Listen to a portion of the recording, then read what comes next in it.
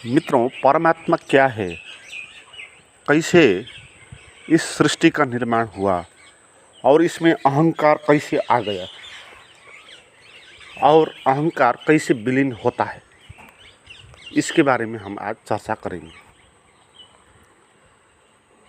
मित्रों, परमात्मा क्या है? परमात्मा है, जो है उसको बोलते हैं परमात्मा। है का क्या अर्थ होता है? है का अर्थ होता है बोध, होने का एहसास जिसको होता है, जिसके पास मैं हूँ में मैं नहीं होता है, केवल हूँ का भाव होता है, हूँ, और वो बोध रूप होता है। उस तत्व का नाम बोलते हैं परमात्मा। और वो तत्व जहाँ पर भी है, हर एक के अंदर वो हूँ का बोध होता है, हर एक पदार्थ के बाहर भीतर, क्योंकि परमात्मा सभी जगह वो हूँ सभी जगह फैला हुआ होता है। वो अलग अलग हूँ नहीं होते। मेरे पास अलग हूँ, आपके पास अलग हूँ, शरीर अलग होता है आपका मेरा, दिखाई पड़ता है वो भी अलग तो नहीं होता है, हैं? वो भी एक ही होता है, आपका और मेरा शरीर भी एक है। वहीं इसी धरती पे वो जीता है, इसी वायुमंडल से सांस लेता है। तो वो एक ही पेड़ के दो पत्ता जैसा है। तो ऐसे ही सभी जुड़े हुए पदार्थ भी जुड़े हुए हैं। तो अगर ऐसा है तो पदार्थ के भीतर हूँपन का एहसास है, हूँ भी उधर छिपा है। तो क्या हो जाएगा, जैसे पदार्थ सभी जगह जुड़े हुए हैं, ऐसे ही वो परमात्मा भी सभी जगह होगा, उस हूँ का विस्तार होगा। तो परमात्मा क्यों है ये हम बता नहीं सकते, इसके लिए कोई लॉजिक नहीं है। वो है बस, उसका होना एक चमत्कार है। वो कब से है ये भी हम बता नहीं सकते, इसमें भी लॉजिक नहीं है, बस वो है। ये अनूठी बात है, ठीक है। तो परमात्मा के होने के कारण चीज़ें अपने आप निर्मित हो गई, क्रिएशन हो गया। ये जो संसार का विस्तार देखते हैं हम, ये परमात्मा का होने का कारण हुआ एक सृजना है। सृजना क्या है, इसको हम समझें। सृजना का अर्थ होता है जो अपने आप पैदा होता है, जिसके पीछे कोई उद्देश्य नहीं है, जो केवल आनंद के लिए निर्मित होता है, इस चीज़ को सृजना बोलते हैं। और परमात्मा का जो होना है वो परम आनंदमय है, करुणामय है और नृत्यमय है। परमात्मा एक कलाकार है। तो परमात्मा का होने का कारण उसके आसपास चीज़ें निर्मित हो गई, सृजना हो गया। ये बात ऐसी है जैसे कोई आदमी साहित्यकार है तो उससे अपने आप कुछ चीज़ बन जाता है। कोई गायक है तो उससे अपने आप गीत निकल जाता है। ऐसा गीत नहीं जो कॉम्पिटिशन में गाया जाता है, जो रिकॉर्ड किया जाता है, ठीक है वो भी गीत है, मगर ऐसे भी गीत निकलता है कि वो गायक को पता नहीं होता है कि क्यों उसे निकला। जैसे वो जंगल में अगर अकेला बैठा है तो उसके भीतर सृजना की क्षमता है, तो सृजना अपने आप हो जाएगी। और उस सृजना के कारण का कोई उद्देश्य नहीं होगा, वो केवल उसके भीतर की जो सृजना की शक्ति है उसके कारण अपने आप पैदा हो जाता है ना। तो इसीलिए वो नहीं गाएगा। तो लोग भी जो साहित्यकार होते हैं, कवि होते हैं, संगीतकार होते हैं, नर्तक होते हैं, मूर्तिकार होते हैं, चित्रकार होते हैं, ये लोग, इन लोगों के आसपास भी कला निर्मित हो जाता है। उसी तरह निर्मित होता है जैसे परमात्मा के होने के कारण निर्मित होता है, क्योंकि उसके भीतर ऊर्जा है, वो शक्ति है। तो आसपास, परमात्मा के आसपास ऐसे ही मन पैदा हो गया। मैंने पहले भी बहुत वीडियो में ये बात बताई आपको। तो मन क्यों पैदा हो गया, कोई कारण नहीं है, वो एक सृजना हो गया परमात्मा के होने के का। परमात्मा नहीं चाहता था, परमात्मा का उद्देश्य नहीं है जीवन को बनाने का, है ना। जैसे एक कलाकार की भी उद्देश्य नहीं होता है गाने का, है ना, अपने आप निकल जाता है। ऐसे ही अपने आप सृजना हो जाता है, और इसमें मन सबसे सूक्ष्म सृजना है। तो मन की सृजना हो गई, तो मन जब सृजित हो गया तब उसके लिए शरीर भी आवश्यक पड़ता है, इंद्रियां आवश्यक होती हैं, ताकि वो मन भोग सके, देख सके, जान सके। तो वो तो सूक्ष्म होता है, उसके लिए स्थूल शरीर का आवश्यक होता है। तो ऐसे ही शरीर का पैदा हो गया और शरीर के अंदर मन प्रवेश कर गया और ये सृजना हो गया। ये ऐसा ही एक सृजना है। छोटे तौर पर जो साहित्यकार होते हैं, जैसे किसी ने उपन्यास लिख लिया, तो अगर असली उपन्यासकार है तो उसके पास कहानी ऐसे ही निकल जाएगी, है। कुछ प्रयास उसको करना नहीं पड़ेगा और कुछ उद्देश्य भी उसको नहीं रखना पड़ेगा। मगर ऐसे साहित्यकार है जो उद्देश्य से लिखता है, जैसे कि किसी निम्न वर्ग को ऊपर उठाना और शोषक सामंतियों के विरुद्ध में आवाज़ उठाना और लोगों को जनचेतना फैलाना और पद प्रतिष्ठा मान सम्मान कमाना। तो इस उद्देश्य से कोई साहित्यकार साहित्य की रचना कर रहा है तो वो दो कौड़ी का है, वो सृजना से नहीं हो रहा है, वो लोभ लालच के कारण हो रहा है। दोस्तों, रविंद्रनाथ टैगोर जैसे, व बासो जैसे, व रूमी जैसे, व कबीर जैसे जो कवि होते हैं, तो उनसे ऐसे कविता निकलती है जैसे जिसका कोई उद्देश्य है नहीं, वो अपने आप निकल जाता है ना। तो ऐसे कहानी निकल जाती है किसी के उपन्यास से, तो उस कहानी में पात्र होंगे बहुत, है ना। तो वो पात्र कैसे पैदा हुआ, वो साहित्यकार के सृजना शक्ति के कारण वो पात्र पैदा हो गया। ऐसे ही ये मन पैदा हो गया और शरीर पैदा हुआ और आदमी पैदा हुआ। आदमी एक पात्र है ना। तो कलाकार के जो पात्र है, वो पात्र क्या करेगा और क्यों इसकी पैदा हुई, क्यों पैदा हुआ। पहली बात तो वो साहित्यकार के प्रतिभा के कारण पैदा हुआ। दूसरी बात, और क्या करेगा, उसका लक्ष्य क्या होगा, जीवन क्या होगा।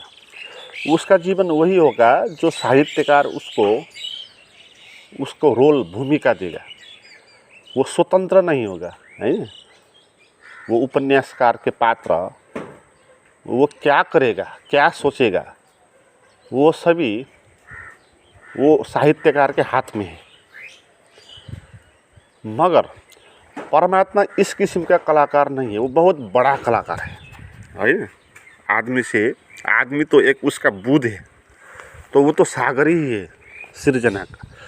तो उसकी भी एक कहानी है।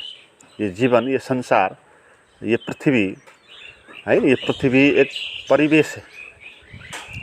तो इसमें बहुत लोग पैदा हो गए, प्राणी पैदा हो गए, सभी पात्र हैं है। तो पात्र, और हम जो पात्र हैं वो क्या करेंगे हम, कि जो परमात्मा करवाएगा वही करेंगे। जैसे उपन्यास का पात्र, उपन्यासकार जो करवाएगा वही करेगा, है ना। मगर उपन्यासकार और परमात्मा के करवाने में बहुत भेद होगा, है ना। जो उपन्यासकार क्या करवाएगा, वो अपनी मान्यता से कुछ करवाएगा। अगर वो मामूली सा कलाकार है तो पात्र को क्या करवा सकता है, जो खुद करना चाहता है वो उसे करवाता है। तो कुछ धारणा के द्वारा उसको वो काम देगा। मगर परमात्मा के पास तो कोई धारणा नहीं है, उसको तो कुछ होना नहीं है।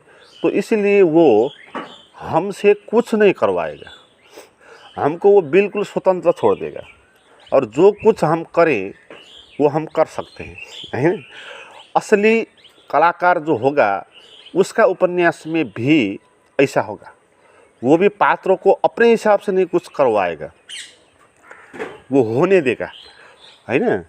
तो वो उस पात्र को छोड़ देगा, ऐसे बाजार में लेकर छोड़ देगा, और वो क्या करना चाहता है उसको करने देगा, उसको डिस्टर्ब नहीं करेगा, इस तरह वो लिखेगा, है ना। तो परमात्मा असली कलाकार है। तो वो इस पात्र को जो बन गया है मन और शरीर के द्वारा, इसको वो छोड़ देगा, इसको स्वतंत्र छोड़ देगा। स्वतंत्र क्यों छोड़ देगा? क्योंकि परमात्मा खुद स्वतंत्र है। जो खुद स्वतंत्र होता है वो दूसरों को भी स्वतंत्र करता है, ये बात है। और परमात्मा को कुछ पाना नहीं है, कहीं जाना नहीं है, परमात्मा अपूर्ण नहीं है, कुछ काम नहीं करना है, तो इसलिए कुछ काम करवा भी नहीं सकता, है ना, उस पात्र को। तो परमात्मा इतना स्वतंत्रता दे देता है हमको कि हम जो चाहे वो कर सकें। हम गलत रास्ते चलना चाहें तो भी हम चल सकें, तो ये उसकी परमात्मा की कृपा है। और हम परमात्मा को जानना चाहते हैं तो वो भी हम कर सकते हैं, है ना। ज़बरदस्ती नहीं है, परमात्मा ज़बरदस्ती नहीं करेगा।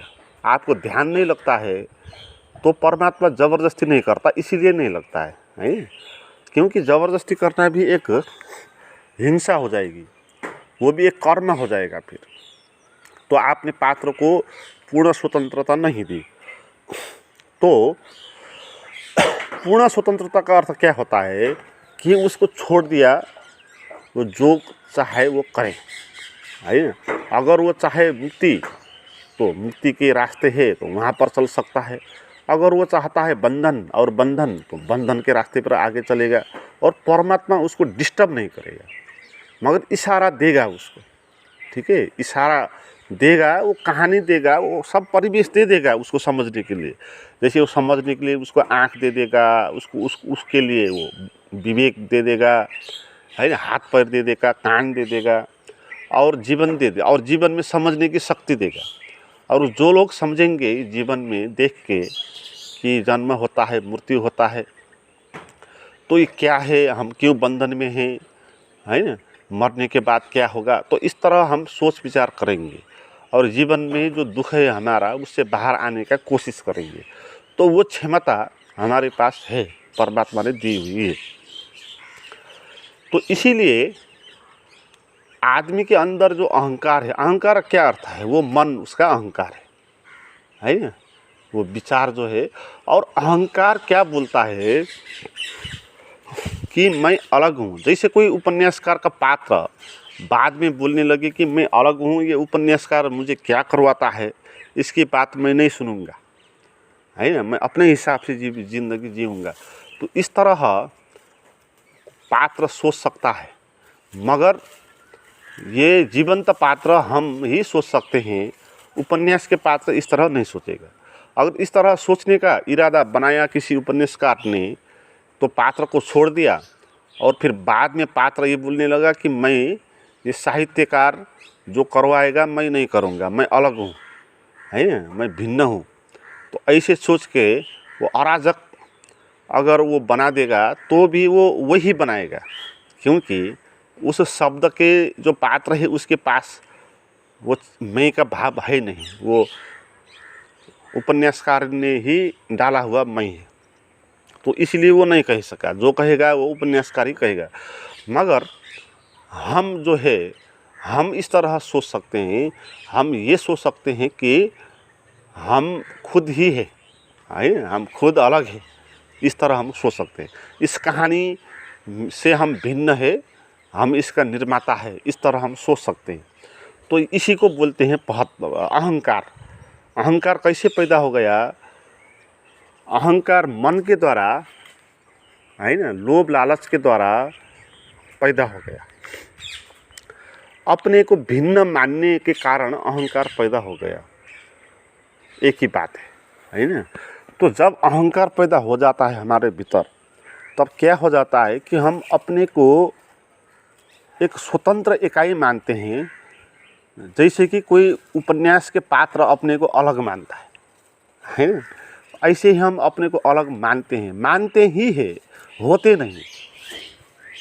है ना, होते तो नहीं है, क्योंकि हमारा शरीर जितना भी हम इसको अलग मैं माने, ये शरीर तो एक दिन मर जाएगा और ये बाहर की प्रकृति द्वारा संचालित होगा।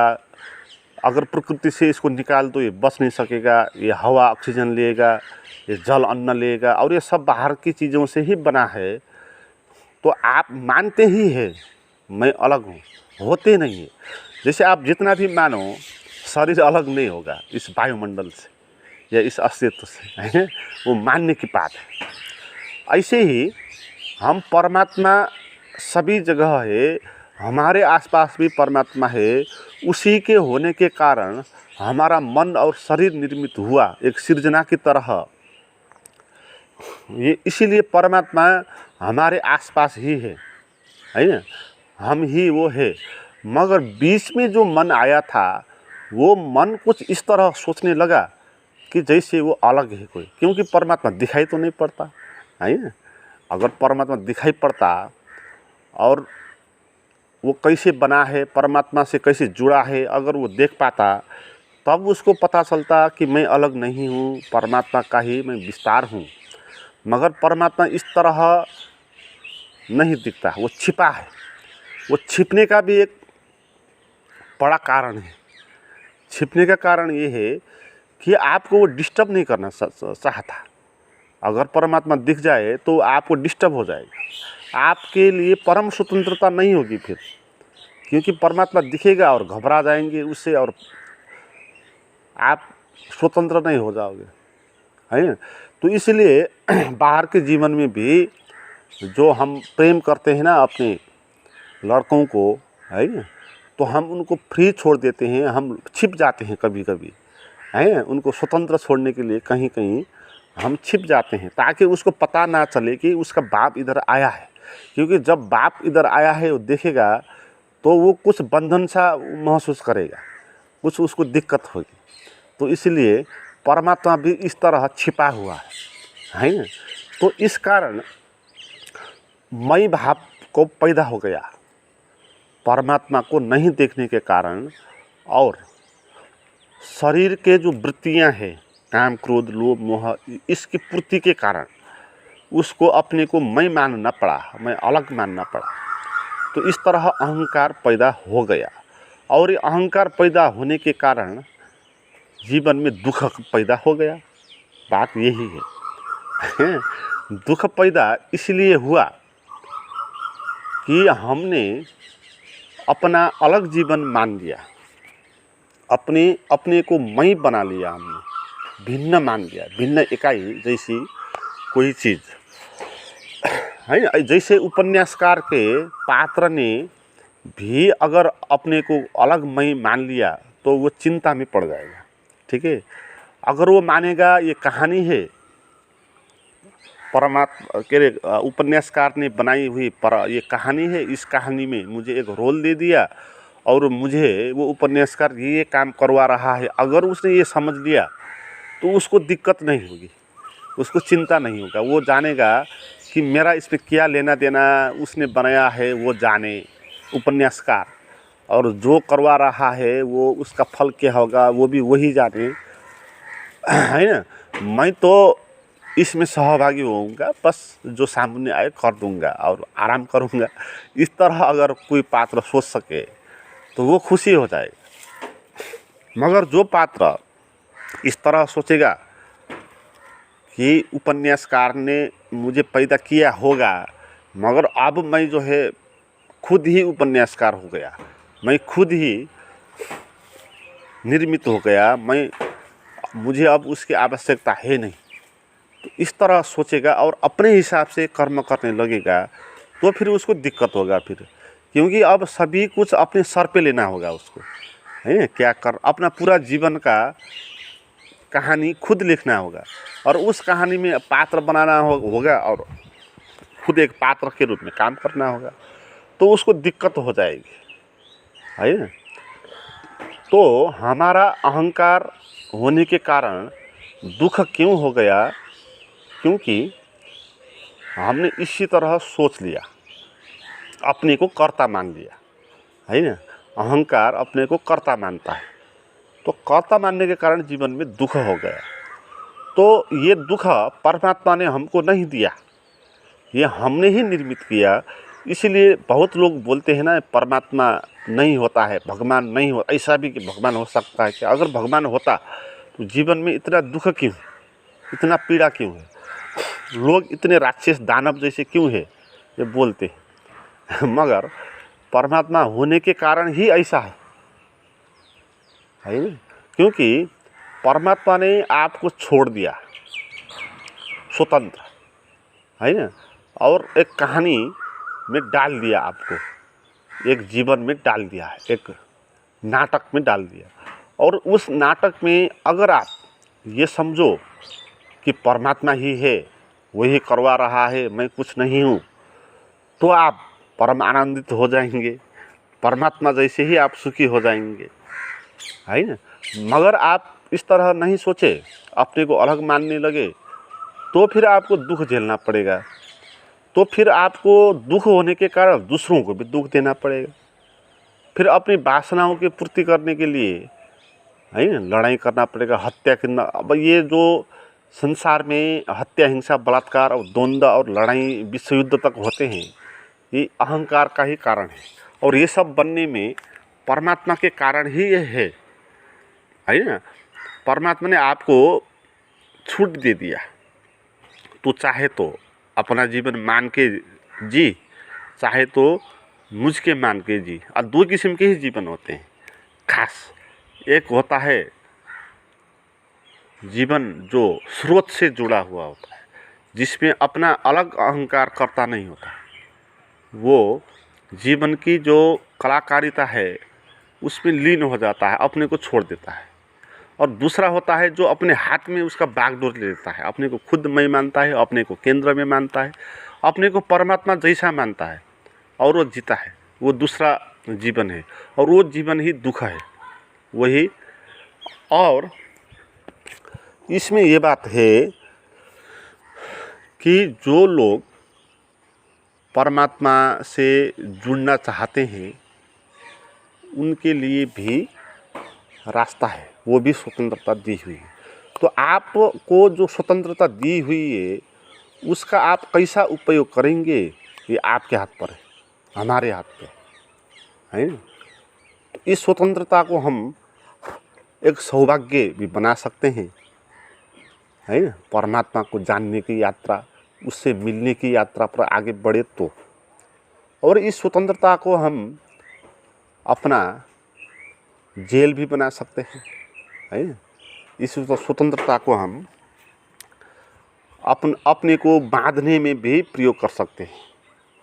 तो ये अहंकार क्या करेगा उस पर निर्भर होता है। इसलिए कितने लोग होते हैं परमात्मा को जानने वाले लोग, परमात्मा में लीन होने वाले लोग कितने कम होते हैं। ये बहुत अद्भुत बात है ना। होना चाहिए 2-4 लोग ऐसे अहंकारी होना चाहिए, बाकी सब निरअहंकारी परमात्मा में लीन लोग होना चाहिए। मगर पहले ऐसी भी व्यवस्था थी, जब सत्ययुग बोलते हैं ना, तो सत्ययुग कोई समय पर नहीं हुआ होगा, किसी काल का बात वो है नहीं। सत्ययुग का क्या अर्थ है कि जहाँ लोग इतने परिष्कृत हुए, बहुत सारे लोग परमात्मा भी जीने लगे, है ना। तो इस तरह का भी समय आ सकता है, आगे भी आ सकता है, पीछे भी हुआ हो सकता है। और ऐसा भी समय हो सकता है जहाँ एक भी आदमी परमात्मा को जानने वाला नहीं होता है और सभी लोग अहंकारी होते हैं। तो इस किस्म की समय भी आ सकती है। तो इसी को हम बोलते हैं ये कलियुग है ना। ये पहले भी हुई होगी, आगे भी हो सकती है। तो हमारे में वो क्षमता है, हम जो चाहें वो कर सकते हैं, ये हमको मिली हुई है। और जो बुद्धिमान है वो इसी रास्ते पर आगे जाएंगे, है ना। और परमात्मा उनको मिल जाएगा।